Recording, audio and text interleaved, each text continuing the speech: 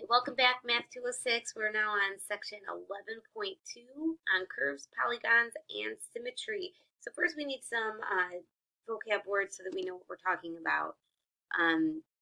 So a curve that does not cross itself, where it starts and stops at the same point, or it might start and stop at the same point, is called simple. So for example, this here is a simple curve, but if it intersects itself, it's not a simple curve. All right, a curve that starts and stops at the same point is called closed. So think of something like it, wherever it starts, that's where it ends. All right, so if you have a simple closed curve where the sides are line segments, it doesn't really sound curvy at all because then the sides would be straight, but we call that type of object a polygon. A simple closed curve that has no indentations is called convex. It has no parts where it curves in on itself. And one way to see that is, let me just draw a convex shape here. If you take any 2 points in the interior of the curve, connect those 2 points by a line segment, and that line segment is contained completely inside the curve, as opposed to something that's concave. Let me just draw you a concave closed curve. See, it has an indentation there. You'll see that this is not concave because I can give you an example of 2 points here that are contained in the interior of the curve, but the line segment connecting the 2 points does pop outside of that curve. All right, so take a second to fill out this grid here. What I want you to do is determine for each one of these curves if it does or does not belong in each one of these categories. Just put a little check there. And pause the video and then replay it after you've completed this grid. All right, this curve here is definitely simple. It's not closed, not a polygon, so we won't even discuss if it's concave or convex. This curve here is also simple, not closed. And I can't really call it a polygon because it's not closed, right? All right, this curve here is not even simple because it intersects itself, but it is closed, right? Because it's not a simple closed curve, we can't even discuss if it's a polygon, convex, or concave.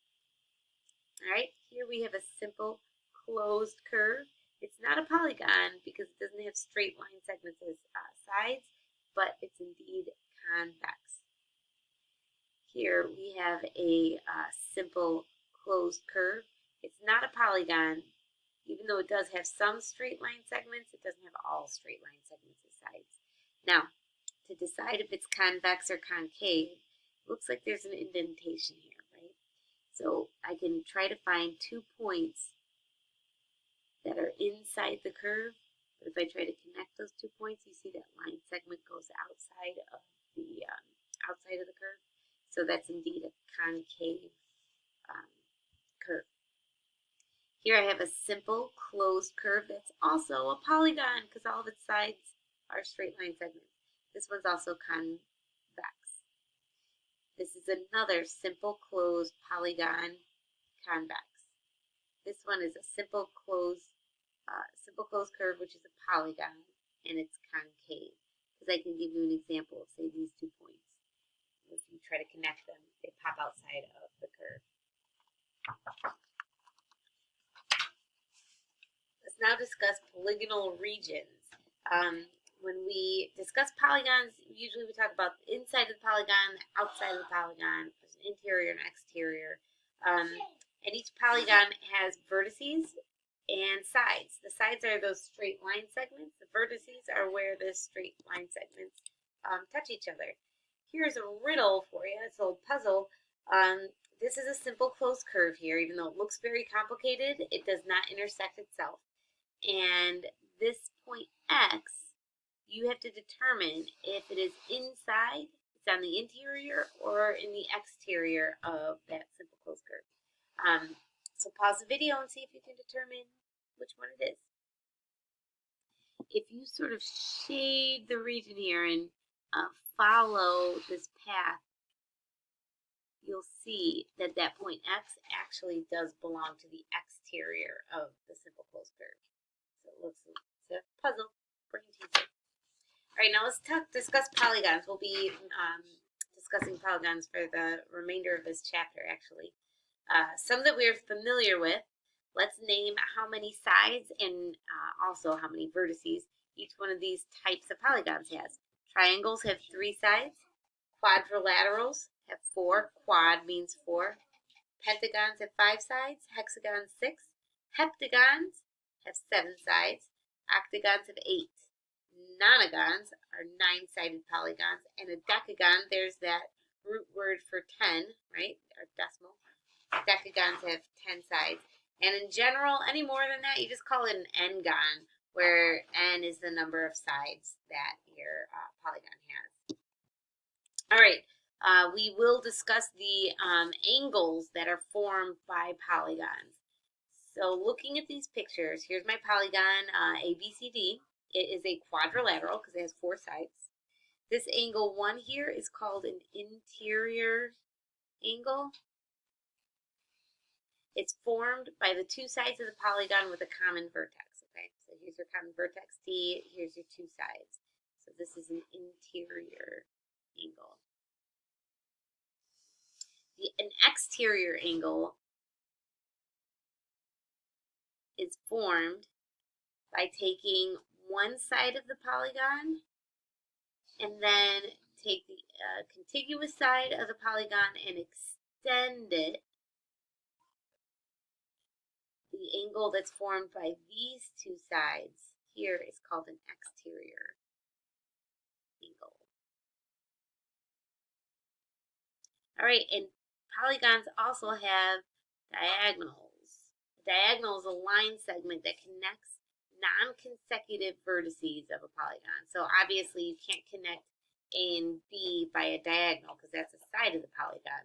But A and C, connect those by a line and you've got a diagonal. All right, now we will discuss special types of polygons. So first we need to know what congruent means. Say 2 segments are congruent, say A, B, and C, D. Call them congruent if they have exactly the same measure. And so that means that, if you were using, whatever unit of measure, the measure of this one would be exactly the same as the measure of that one. And you can also say that if you could trace this segment right on top of that segment, they'd line up perfectly.